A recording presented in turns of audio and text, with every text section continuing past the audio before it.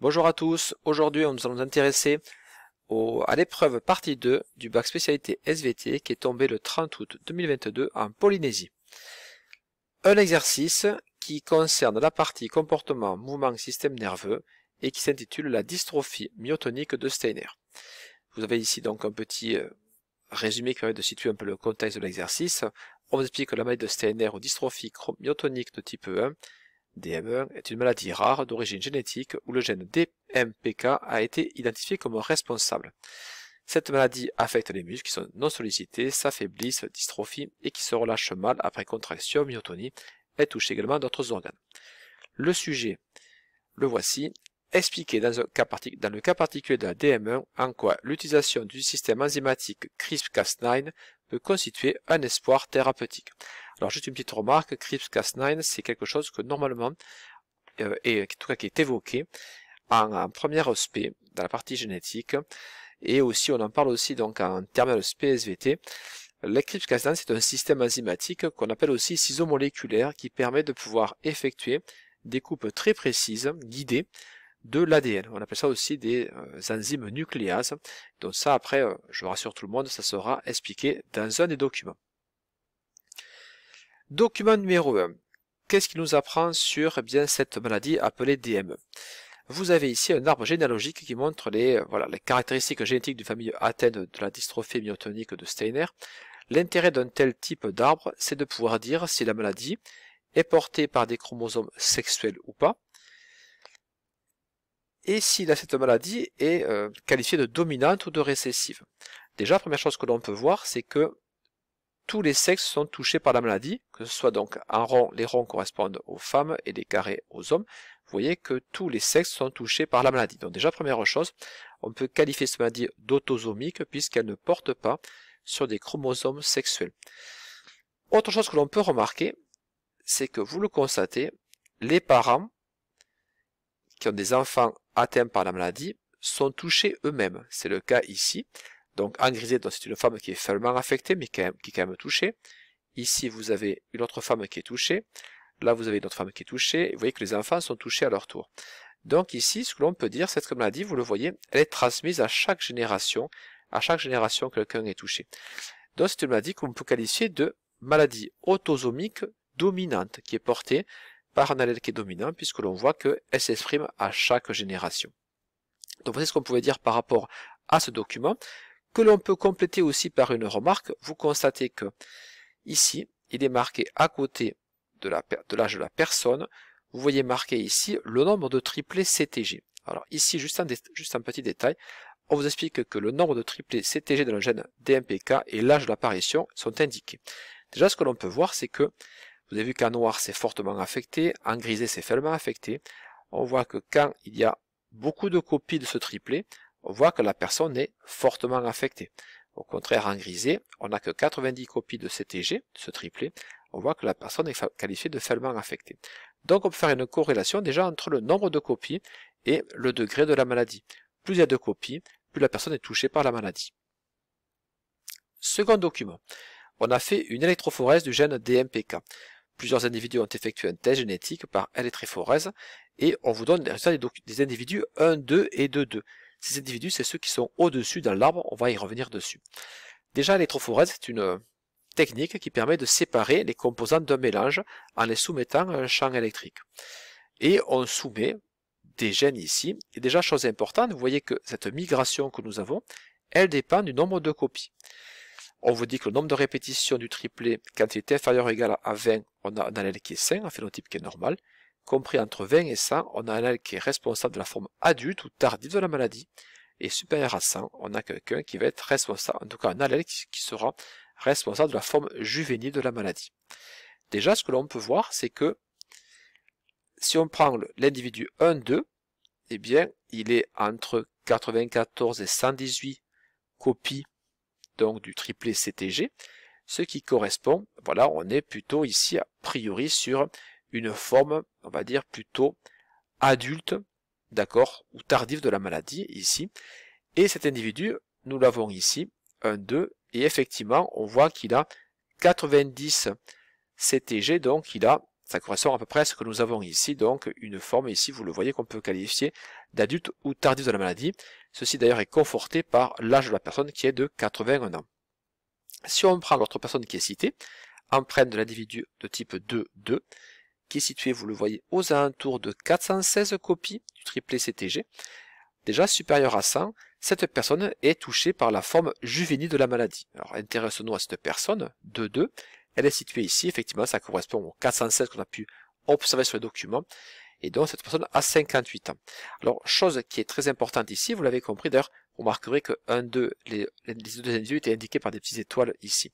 Chose importante, vous le voyez, c'est important dans partie 2, de faire des liens ainsi, eh bien, au niveau entre ces documents. Là, vous voyez que ce document 2 était allié avec le document 1, et quand on fait ce genre d'exercice, c'est important d'arriver à créer ce lien, d'arriver à démêler, eh bien, en tout cas de recréer, entre guillemets, une histoire à travers, eh bien, une argumentation, à travers l'étude des différents documents qu'on peut mettre ainsi en parallèle. On vient de découvrir ici, eh bien, les causes de cette maladie. Voyons, intéressons-nous maintenant à ses conséquences. On a vu que les causes, c'était en tout cas de nombreuses copies de ce triplet CTG. Quelles sont les conséquences de ce nombre de copies? Elles sont expliquées dans le document numéro 3. On vous explique, excusez-moi, que quand il y a beaucoup de copies, ce gène, vous savez, petit rappel de premier aspect, qu'un gène est transcription, ça se fait au niveau du noyau, et après il est traduit au niveau du cytoplasme pour produire des protéines. Ce qu'on vous explique ici, c'est que si il y a de très nombreuses copies de CTG, eh bien l'ARN messager qui va être formé va être anormal car il va être trop long. Trop long, il ne pourra pas sortir par les fameux pores nucléaires du noyau, les petits orifices, il ne pourra pas sortir, et donc il forme ce qu'on appelle un agrégat, un regroupement d'ARN, qui en plus va s'accrocher à des protéines du noyau, appelées protéines nucléaires, va les piéger, et donc va empêcher ces protéines de faire leur fonction. Ce qui fait que ceci va altérer, eh bien, finalement, le fonctionnement de la cellule, puisque, parce que ces ARN sont trop longs, ils vont bloquer le fonctionnement d'autres enzymes, ils vont altérer aussi, on vous l'explique, la maturation d'autres ARN messagers, ce qui fait que, eh bien, les protéines produites seront soit pas produites, soit non fonctionnelles. Bref, à cause de ces très nombreuses copies de triplet CTG, on va avoir une modification anormale, une altération, un mauvais fonctionnement, un dysfonctionnement de la cellule qui est concernée ici, en l'occurrence les cellules musculaires. Alors, en quoi CRISPR-Cas9, ce système enzymatique, pourrait être une solution, en tout cas, de traitement contre cette maladie?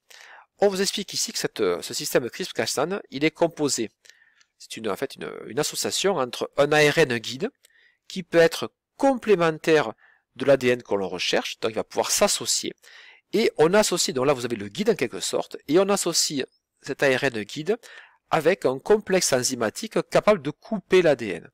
Les deux ensemble vont ainsi pouvoir être des outils extrêmement efficaces qui vont pouvoir repérer la zone concernée, en l'occurrence la zone de répétition de ces triplets CTG, ça va pouvoir se fixer dessus, et ça va pouvoir, grâce au système Cas9, couper l'ADN, et grâce à ça, le grand espoir qu'il y a derrière tout ceci, ça va être de pouvoir repérer ce gène DMPK. Alors la question bien sûr, est-ce que ce système est efficace ou pas? Peut-on en mesurer l'efficacité?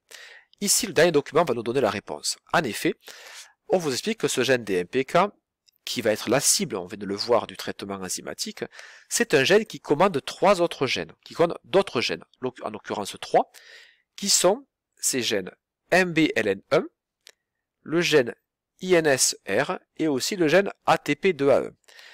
Donc, pour comprendre l'efficacité de ce traitement, on va voir l'impact que ça a quand on traite les cellules musculaires appelées myoblastes, les futures cellules musculaires. On va voir l'impact que cela a avec ce traitement CRISPR-Cas9. Alors déjà, j'attire votre attention sur un point très important, c'est celui-ci. On a des barres d'histogramme ici. Petit rappel là-dessus, quand vous avez des barres, prenons ici ces barres d'histogramme, elles montrent la marge d'erreur. Ici, on voit une différence au niveau donc du sommet de la barre. Mais par contre, si on regarde les marges d'erreur, on voit qu'elles sont quasiment au même endroit. Quand ces marges d'erreur se recouvrent, on considère que les résultats ne sont pas significativement différents. On considère qu'ils sont semblables. Là par contre ici, vous voyez qu'entre ces deux, ça ne se recouvre pas. Donc c'est très différent. C'est significativement différent. Ici par contre, quand vous le voyez, ça se recouvre, comme c'est le cas ici pour les trois, on considère que c'est similaire. Alors, première chose très importante ici par rapport pour bien comprendre ce graphique. On voit le taux d'expression de chacun de ces gènes qui sont commandés par le gène DMPK. On a vu que CRISPR-Cas9 avait une action thérapeutique sur le gène DMPK. Quelle en est la conséquence? Pour le voir, on regarde si les gènes qui sont commandés par DMPK, est-ce que leur fonctionnement va être amélioré ou pas? Est-ce que leur expression, c'est-à-dire leur transcription et traduction, est améliorée ou pas?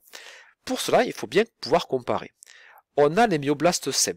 Donc, ils nous servent de témoins, j'ai envie de dire, négatifs, puisque là, on voit ce qui se passe dans le cas normal, en termes d'expression.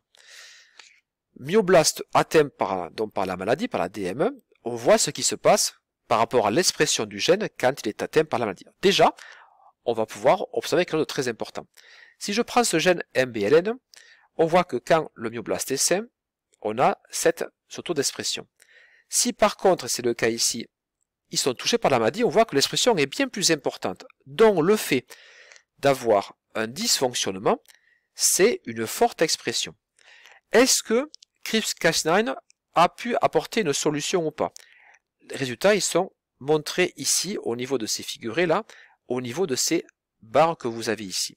Eh bien, on voit qu'effectivement, avec ce traitement, on voit que l'expression qui était celle-ci avec la maladie, elle est diminuée quand on a fait le traitement. On se rapproche de ce qu'on observe pour le myoblaste sain. Donc on peut en conclure que là, que le traitement paraît efficace.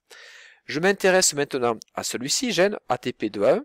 On voit que quand il y a, quand le myoblaste est sain, il a cette expression, aux alentours de 25, vous le voyez. Et quand le myoblaste est atteint par la maladie, on voit que l'expression, elle est quasi nulle. D'accord? Donc là, ici, on a au contraire un impact qui va être que ça va empêcher l'expression de ce gène. Est-ce que le traitement restaure cette expression? On voit ici que oui, effectivement, on voit qu'il y a une expression qui va être plus importante. Alors on n'est pas ici pour ces trois ici myoblastes, pour cet échantillon de myoblastes ici, on voit qu'on n'est pas au niveau du taux d'expression normal. Par contre, pour celui-ci, on voit qu'on est même supérieur. Donc en tout cas, on voit qu'il y a une efficacité de traitement. Ça fonctionne. Intéressons-nous maintenant au dernier gène qui est commandé par le gène DMPK, le gène INSR. Là, ici, on voit que quand le myoblaste est sain, on a une expression aux alentours de 6. Voilà, donc avec une marge d'erreur qui va jusqu'à, vous le voyez, quasiment 11. Au contraire, que les myoblastes sont atteints DM1, on voit que ça annule, vous le constatez, l'expression de ce gène. Qu'est-ce qui se passe quand on fait un traitement grâce au système CRISPR-Cas9? On voit qu'effectivement, il y a une amélioration puisqu'on voit que l'expression reprend. Toutefois, vous constatez que ici, pour ces trois échantillons de myoblastes traités par ce système, on voit que quand même le taux d'expression n'est pas est encore loin d'être celui des myoblastes sains. On voit donc ici qu'il y en a un pour lequel ça fonctionne a priori, mais on voit que pour ces trois, ça fonctionne certes, on a une amélioration, mais qui n'est pas à l'échelle de celle du myoblaste sain que l'on peut observer ici. Donc bref, on retrouve finalement la même chose que dans ce cas ici. Finalement, qu'est-ce qu'on peut en conclure de tout ceci? On constate que, déjà d'une part, on a pu découvrir donc ce qu'était cette maladie donc, de Steiner, une maladie qui est qualifiée d'autosomique dominante, qui est caractérisée par un nombre important de triplés CTG. Ces triplés CTG, ce nombre très important, va créer des ARN très très longs, qui vont perturber le fonctionnement cellulaire en formant des agrégats nucléaires, qui vont bloquer certaines enzymes notamment, qui vont bloquer le fonctionnement normal de la cellule, vont l'altérer en quelque sorte.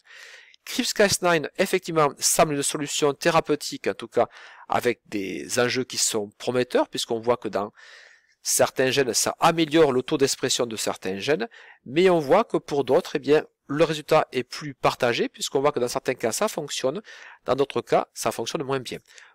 Conclusion de tout ceci, CRISPR-Cas9 représente un formidable espoir de traitement, mais ce traitement, en tout cas, reste encore à améliorer pour pouvoir envisager une restauration complète de la fonction chez les patients atteints de la maladie de Steiner. Merci beaucoup, à bientôt.